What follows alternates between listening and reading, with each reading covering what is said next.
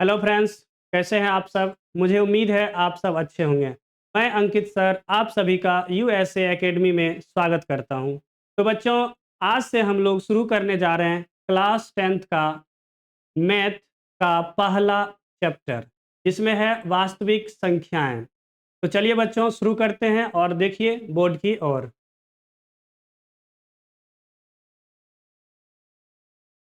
तो पहले चैप्टर में हम लोग जो पढ़ने वाले हैं वास्तविक संख्या के बारे में। किसके बारे में पढ़ने वाले हैं? वास्तविक संख्या के बारे में। तो चलिए देखते हैं वास्तविक संख्या कहते किसे हैं।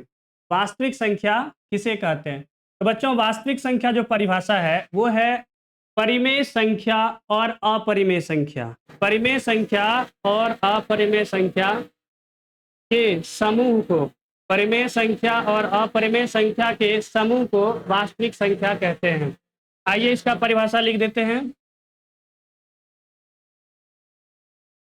परिमेय संख्या और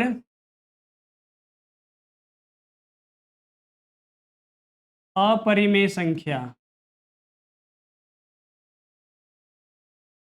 परिमेय संख्या और अपरिमेय संख्याओं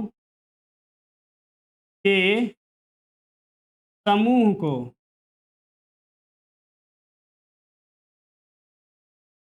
वास्तविक संख्या कहते हैं।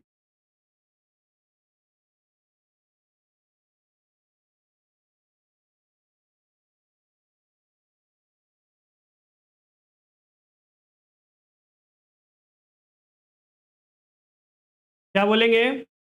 वास्तविक संख्या किसे कहते हैं? तो परिमेय और अपरिमेय संख्याओं के समूह को वास्तविक संख्या कहते हैं। चलिए इसका उदाहरण देखते हैं। वास्तविक संख्या के उदाहरण: परिमेय संख्या यानी जिसे पी वाई क्यू के रूप में लिख सकते हैं। आगे हम इनका भी परिभाषा जानेंगे।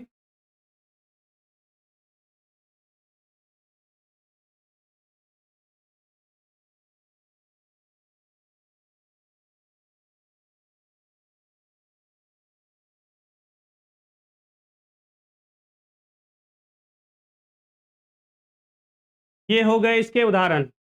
वास्तविक संख्या के उदाहरण: 1/2, 1/3, 1/4 और √3, √2, √5, √7। इसी प्रकार से और भी उदाहरण आते रहेंगे, इसलिए डैश डैश डैश दे दीजिए। अब हम लोग पढ़ने वाले हैं वास्तविक संख्या को कितने भागों में बांटा गया है, या पहले ही जान लेते हैं कितने प्रकार के होते हैं। वास्तविक संख्या जो होते हैं बच्चों, दो प्रकार के होते हैं। वास्तविक संख्या दो प्रकार के होते हैं। एक याद रखना है आपको, धनात्मक वास्तविक संख्या। धनात्मक वास्तविक संख्या।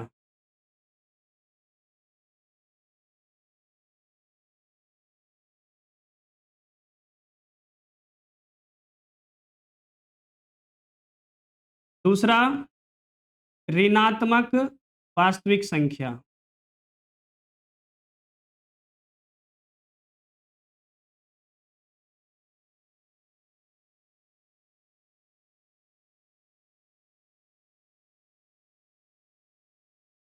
तो वास्तविक संख्या कितने प्रकार के हो गए? वास्तविक संख्या दो प्रकार के। कौन कौन सा? एक धनात्मक याद रखना है और एक ऋणात्मक वास्तविक संख्या। धनात्मक वास्तविक संख्या का उदाहरण जो प्लस में मान हो।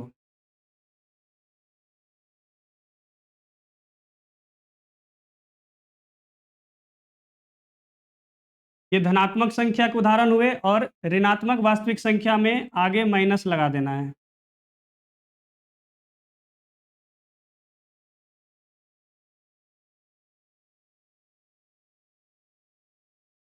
तो वास्तविक संख्या के कितने प्रकार हो गए? वास्तविक संख्या के दो प्रकार हुए। कौन कौन सा? धनात्मक वास्तविक संख्या और ऋणात्मक वास्तविक संख्या।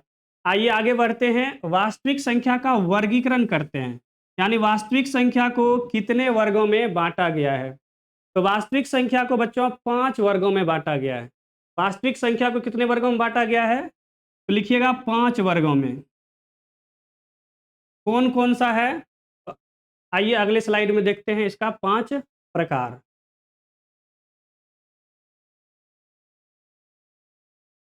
सबसे पहले पढ़ते हैं पहला, परिमेय संख्या। ये वास्तविक संख्या का जो है प्रकार है, यानी वर्गीकरण है। पहला परिमेय संख्या।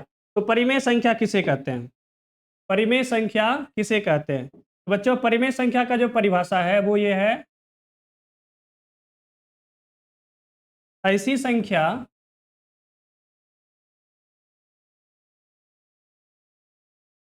ऐसी संख्या जिसे P बटे Q के रूप में लिख सकते हैं। ऐसी संख्या जिसे P बाई Q के रूप में लिखा जा सके परिमेय संख्या कहलाते हैं। परिमेय संख्या का जो उदाहरण है उसे देखते हैं। 1/2, 1/3, 1/4, 1/5, 1/7, 2, 3, 5 डैश डैश डैश, और भी इधर आगे आते रहेंगे परिमेय संख्या। तो चलिए, परिमेय संख्या के बाद आगे बढ़ते हैं और देखते हैं अपरिमेय संख्या। अपरिमेय संख्या किसे कहते हैं? अपरिमेय संख्या, इसमें बोलना है आपको, ऐसी संख्या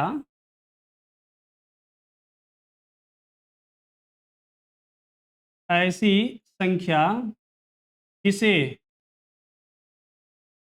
P बटे Q के रूप में P बटे Q के रूप में नहीं लिखा जा सके, नहीं लिखा जा सके, अपरिमेय संख्या कहलाएंगे। दूसरा इसमें याद रखना है आपको, वे संख्या जिसका वर्गमूल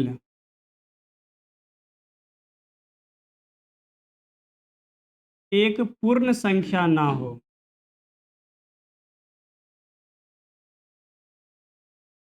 एक पूर्ण संख्या ना हो।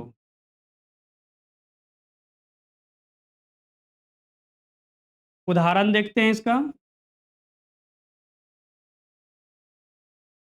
√3, √2, √7।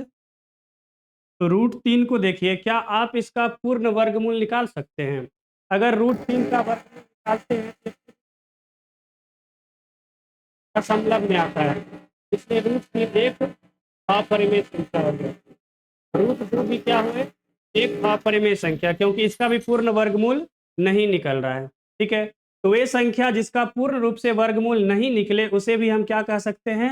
अपरिमेय संख्या कहते हैं। चलिए आगे बढ़ते हैं, अगला देखते हैं। अपरिमेय संख्या के बाद पूर्णांक संख्या किसे कहते हैं? पूर्णांक संख्या,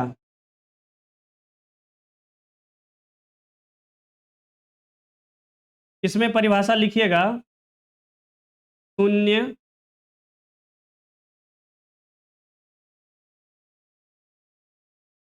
या ऋणात्मक या धनात्मक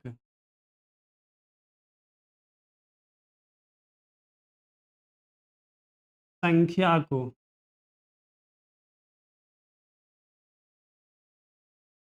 पूर्णांक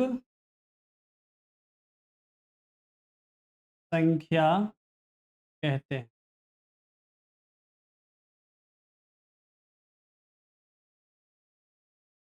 पूर्णांक संख्या किसे कहते हैं? तो 0 या ऋणात्मक संख्या या धनात्मक संख्या। 0 भी अगर है उसे भी हम पूर्णांक कहते हैं, अगर कोई ऋणात्मक नंबर है उसे भी हम पूर्णांक कहते हैं, और अगर कोई धनात्मक मान है तो उसे भी हम पूर्णांक कहते हैं। तो पूर्णांक संख्या का जो समूह हुआ उसमें आप शून्य को भी लिख सकते हैं, ऋणात्मक संख्या को भी लिख सकते हैं और धनात्मक संख्या को भी लिख सकते हैं। चलिए इसका उदाहरण लिखते हैं।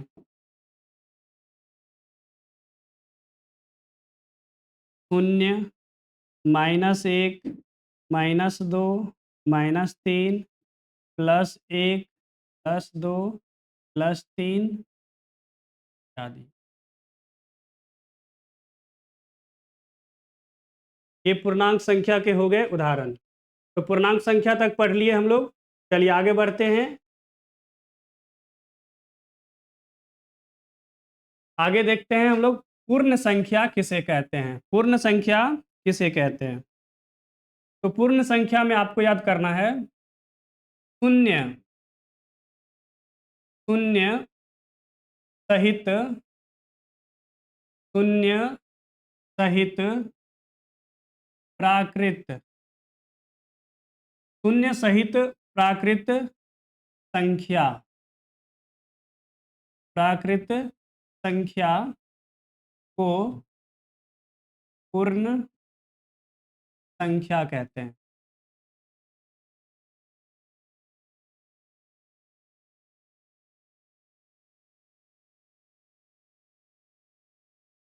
शून्य सहित प्राकृत संख्या को पूर्ण संख्या कहते हैं। अर्थात इसका जो एग्जाम्पल हम लोग लिखेंगे वो शून्य से शुरू करेंगे। शून्य प्राकृत संख्या में 1 से लेके अनंत तक की गिनती आ जाता है। ये हो गए पूर्ण संख्या के उदाहरण। चलिए आगे बढ़ते हैं और अगला देखते हैं प्राकृत संख्या किसे कहते हैं। प्राकृतिक संख्या किसे कहते हैं? प्राकृतिक संख्या गिनती की संख्या को कहते हैं। गिनती की संख्या, गिनती की संख्या को प्राकृतिक संख्या कहते हैं।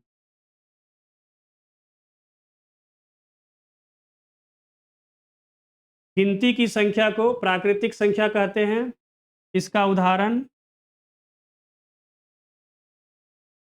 लिख लीजिए। गिनती 1 से शुरू होता है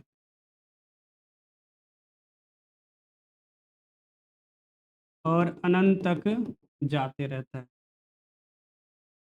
पूर्ण संख्या, प्राकृत संख्या, परिमेय, अपरिमेय और पूर्णांक, यानी हम लोगों ने वास्तविक संख्या को 5 वर्गों में बांटा और पांचों को पढ़ लिए।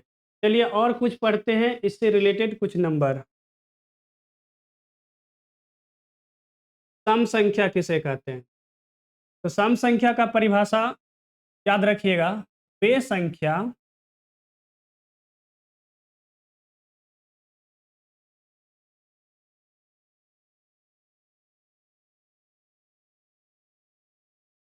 वे संख्या जो 2 से पूरा पूरा विभाजित हो।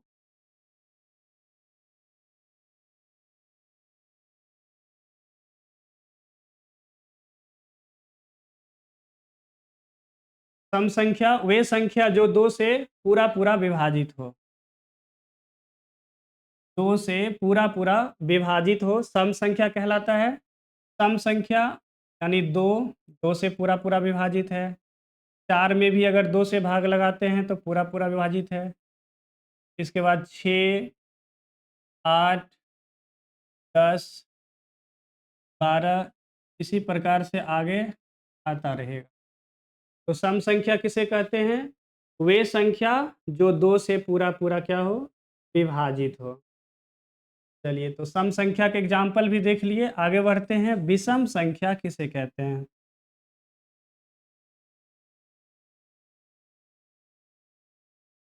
विषम संख्या, इसमें याद रखना है वे संख्या,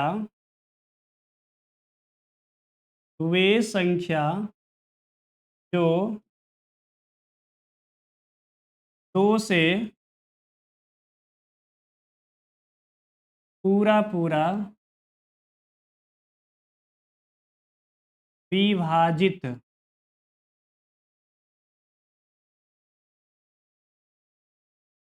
नहीं हो। वे संख्या जो 2 से पूरा पूरा विभाजित नहीं हो उसे हम क्या कहते हैं? विषम संख्या। और विषम संख्या का जो एग्जाम्पल है, उदाहरण है, लिखिएगा 1, 3, 5, 7, 9, 11, 13, डैश डैश डैश। 1 में अगर 2 से भाग लगाते हैं तो नहीं लगता है, 3 में भी 2 से भाग पूरा पूरा नहीं लग रहा है, 5 में भी नहीं, 9 में भी 2 से पूरा पूरा भाग नहीं लग रहा है, इसलिए 9 भी एक विषम संख्या है। ठीक है, तो आइए आगे बढ़ते हैं। भाज्य संख्या। विषम संख्या के बाद हम लोग पढ़ने वाले हैं भाज्य संख्या किसे कहते हैं। तो भाज्य संख्या ऐसी संख्या होती है जो एक और खुद को छोड़कर, एक और खुद को छोड़कर किसी भी नंबर से पूरा पूरा विभाजित हो जाए। इसका परिभाषा में लिखना है, वे संख्या वे संख्या जो एक और खुद को छोड़कर,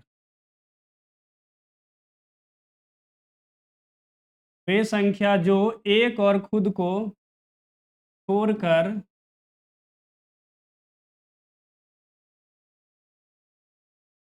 किसी भी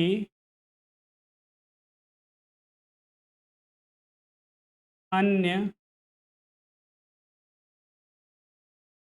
संख्या से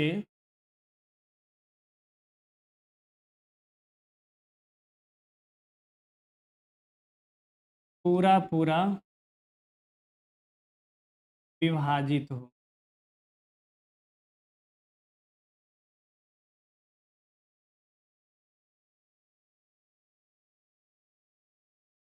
भाज्य संख्या कहलाती है। तो भाज्य संख्या क्या बोलेंगे? वे संख्या जो एक और खुद को छोड़कर किसी भी अन्य संख्या से पूरा पूरा विभाजित हो। इसका उदाहरण देखते हैं।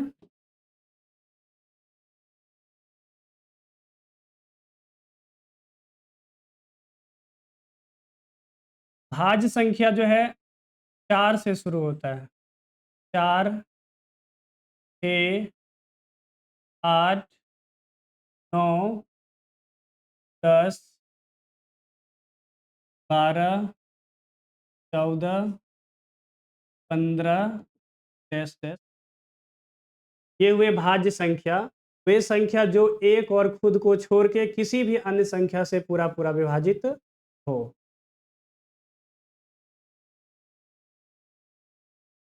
चलिए आगे बढ़ते हैं। अभाज्य संख्या किसे कहते हैं? अभाज्य संख्या किसे कहते हैं?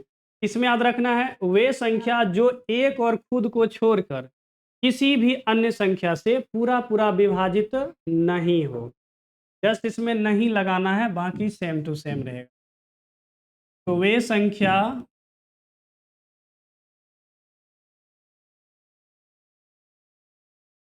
जो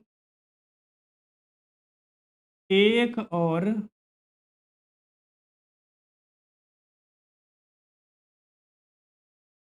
खुद को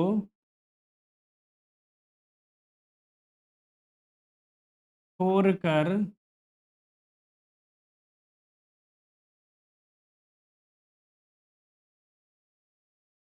किसी भी अन्य संख्या से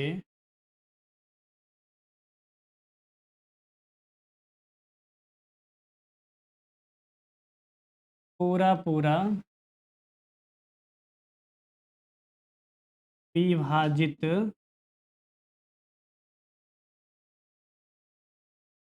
नहीं हो।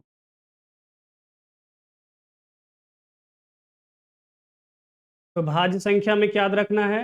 वे संख्या जो एक और खुद को छोड़कर किसी भी अन्य संख्या से पूरा पूरा विभाजित ना हो। का उदाहरण देखते हैं।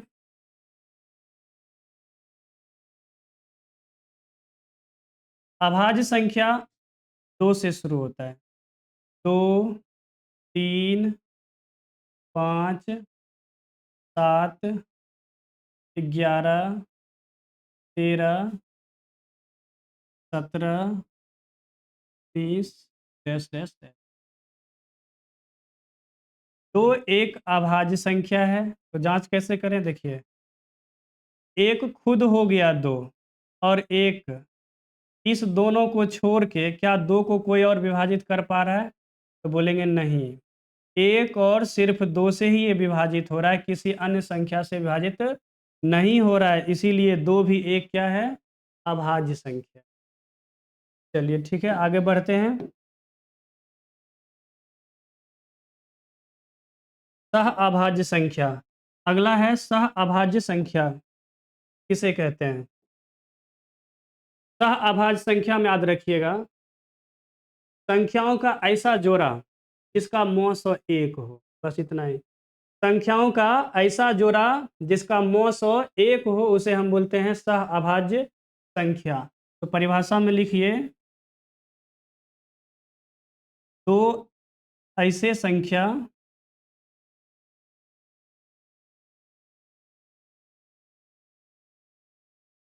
जिसका मौस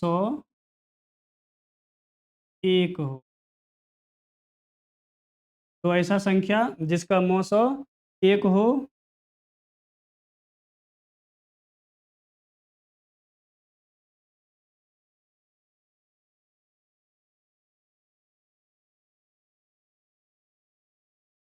तो ऐसा संख्या जिसका मौस 1 हो उसे क्या बोलेंगे? सह अभाज्य संख्या। जैसे कि 7, 9। अगर ये दोनों संख्या का मौस निकालते हैं तो उत्तर आता है 1। एक ये हो गए। इसके बाद 5 और 7 ले सकते हैं, ये दोनों का भी मौसो एक ही आने वाला है। 11, 13 ले सकते हैं, इन दोनों संख्याओं का भी मौसो एक ही आने वाला है। इस तरीका का नंबर जब भी पेड़ में आए उसे हम बोलते हैं सह अभाज्य संख्या। दो ऐसा संख्या जिसका मौसो 1 हो उसे बोलते हैं सह अभाज्य संख्या। चलिए आगे बढ़ते हैं। हो गया लिखा यहाँ तक। आगे हम लोग पढ़ने वाले हैं यूक्लिड विभाजन प्रमेय का, यानी यूक्लिड विभाजन ने एक प्रमेय दिया था, उसी के बारे में पढ़ने वाले हैं। वैसे इसका परिभाषा लिखा हुआ है, इसे हम अपने भाषा में समझते हैं कि किस प्रकार से ये बनता है। देखिए, यूक्लिड विभाजन जो है, यह एक वैज्ञानिक का नाम है यूक्लिड। इन्होंने क्या किया, दो नंबर लिए। मान लेते हैं दो नंबर क्या है, ए और बी है। दो नंबर ए और बी लिए, और ये दोनों नंबर में जो बड़ा नंबर है उसको छोटे नंबर से भाग लगाया गया। अगर बड़े नंबर को छोटे नंबर से भाग लगाते हैं तो कुछ ना कुछ भागफल आने वाला है, और कुछ ना कुछ नीचे शेषफल आने वाला है कि नहीं? अगर हम भाग लगाते हैं दो नंबर में तो कुछ ना कुछ आएगा भागफल और कुछ आएगा शेषफल। यही चार नंबर को एक रिलेशन में दिखाया गया। इस रिलेशन को ही कहा गया यूक्लिड विभाजन एल्गोरिथ्म का परिवार। और ये रिलेशन है a बराबर बी क्यू प्लस आर। ए बराबर बी क्यू प्लस आर, जहाँ आर का जो मान है वो 0 के बराबर भी हो सकते हैं और 0 से बड़ा भी हो सकते हैं, लेकिन बी से कभी भी बड़ा नहीं होंगे, बी से होंगे छोटा। यही है यूक्लिड विभाजन प्रमेय का। इसी के बारे में पहले अध्याय में जो हम लोग पढ़ने वाले हैं, यही पढ़ने वाले हैं यूक्लिड विभाजन प्रमेय के बारे में ही। तो देख लिए हम लोग a बराबर बी क्यू प्लस आर। अब इसके बारे में बताते हैं a क्या है, b क्या है, q क्या है और r क्या है। यहाँ देखिए, a जो है वो भाज्य है। बी भाजक, क्यू भागफल और आर शेषफल।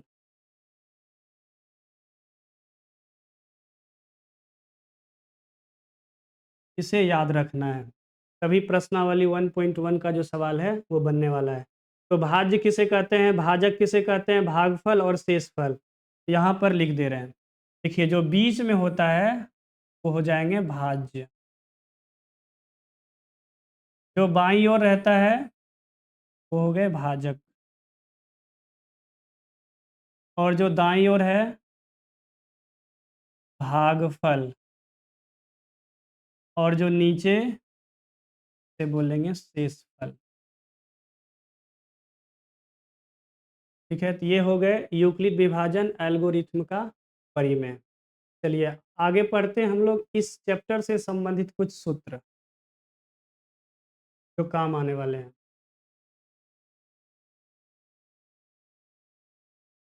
इसमें मेन हेडलाइन लगाना है, पहली संख्या गुना दूसरी संख्या बराबर 900 गुना लॉस।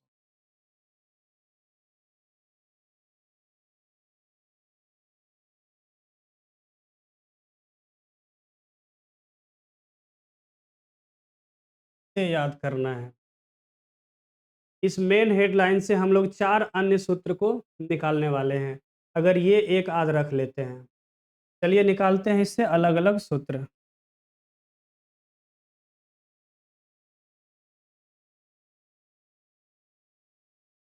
पहला सूत्र हम लोग निकाल रहे हैं, पहली संख्या बराबर, पहली संख्या बराबर, देखिए पहली संख्या जब निकालेंगे दूसरी संख्या का साइड चेंज कर देंगे, और दाईं ओर जो भी नंबर है या जो भी चीज़ लिखा हुआ है उसे सेम टू सेम लिखना है। दाईं ओर लिखा हुआ है 900 गुना 900, और बाईं ओर से पहली संख्या निकालना है तो दूसरी संख्या का साइड चेंज करिए। इधर ये गुना में साइड चेंज कर देंगे तो बटे में आ जाएगा दूसरी संख्या। चलिए अब दूसरा फॉर्मूला निकालते हैं यहाँ से, दूसरी संख्या बराबर,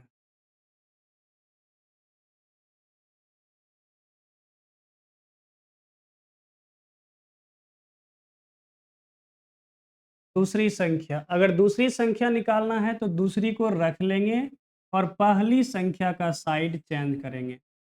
दाईं ओर जो भी लिखा हुआ है तो सेम लिखना है, 900 गुना 900, और बाईं ओर से क्या लाना है, पहली संख्या, इधर गुना में साइड चेंज कर देंगे तो बटे में, पहली। ये दो फॉर्मूले हुए। अब तीसरा, तीसरा अब हम लोग निकालने वाले हैं दाएं तरफ से। अगर मौसों को निकालना है लौसों का साइड चेंज करेंगे, और अगर लौसों निकालना है तो मौसों का साइड चेंज। चलिए पहले निकालते हैं मौसों का,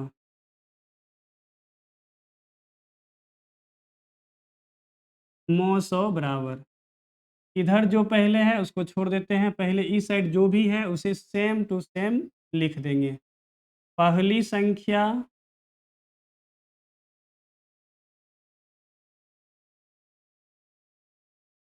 गुना दूसरी संख्या,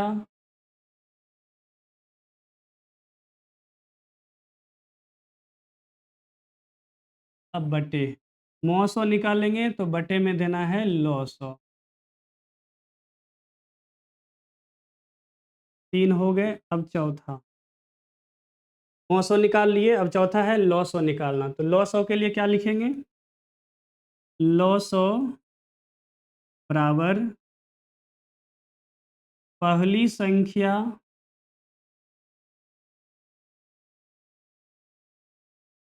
गुना दूसरी संख्या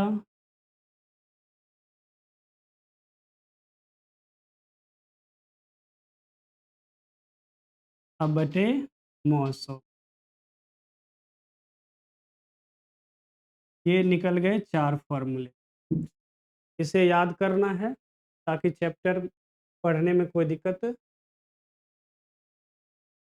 ठीक है, यहाँ तक हो गया उतारा हुआ।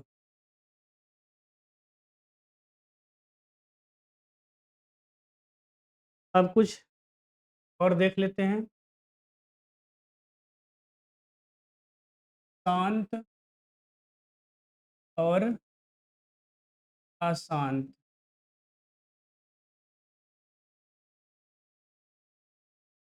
शांत और अशांत आवृत्ति।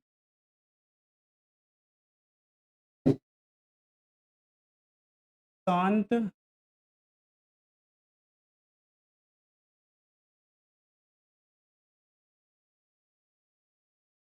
होने का शर्त।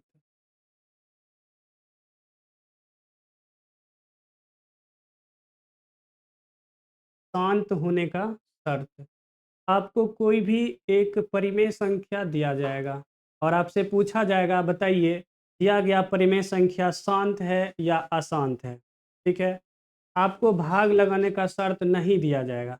बगैर भाग लगाए आपको पूछा जाएगा कि बताइए शांत है या अशांत है। तो कैसे पता लगाएंगे? तो आपको देखना है हर का गुणनखंड करना है। हर का गुणनखंड करना है। तो हर का गुणनखंड यदि 2 के पावर कुछ भी आ जाए, मान लेते हैं m है, और गुना 5 का पावर कुछ भी आ जाए, मान लेते हैं n है, क्या केवल 2 का ही पावर रहे? क्या केवल 5 का ही पावर रहे?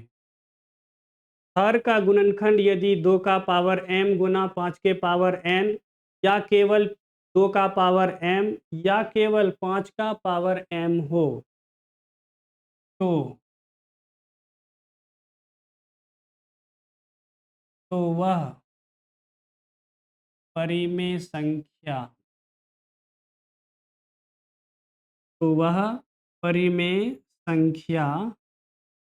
शांत दशमलव